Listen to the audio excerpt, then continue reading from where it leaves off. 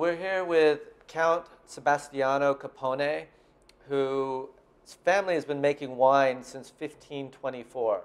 And he has some very interesting stories. He has a family member that prevented France from invading Italy, and he also was part of one of the Silence of the Lambs movies. Quite true, yes.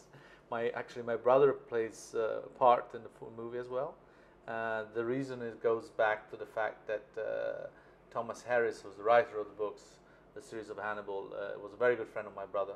And once he called my brother up and said, "I'm writing the sequel of The Silence of the Lambs, the film, of a book called Hannibal, and I would like I'd like to use your family in the book. I would like Hannibal Lecter to become the family curator. We have an archive and a painting gallery." And my brother said, "Well, I have to ask the family that." So we had a kind of a meeting, a brainstorming meeting, and my brother called him back and said, "The family says yes, provided we're not on the main course." And so the book became a bestseller, and of course Hollywood came, and we had 3 days of Hollywood. It was fun. I tried product placement, but it was all sold to Seagram, so there was no chance I could get a bottle of Villa Calcinaia on the show, on the film. But every night I would leave. I would go to the countryside every morning, leave 2 bottles of wine, one Chianti Classico, one Chianti Classico Reserva. I would come back at night. The bottles would be empty, but there would no product placement. So that's pretty fun. I mean, you had them there staying 3 days. Yeah. Yes. We had 2 productions that year. One was an Italian production who told us they were coming for 3 days and stayed 2 weeks. And then we had the Hollywood production say they were coming for 3 days and they stayed 3 days. So. Okay.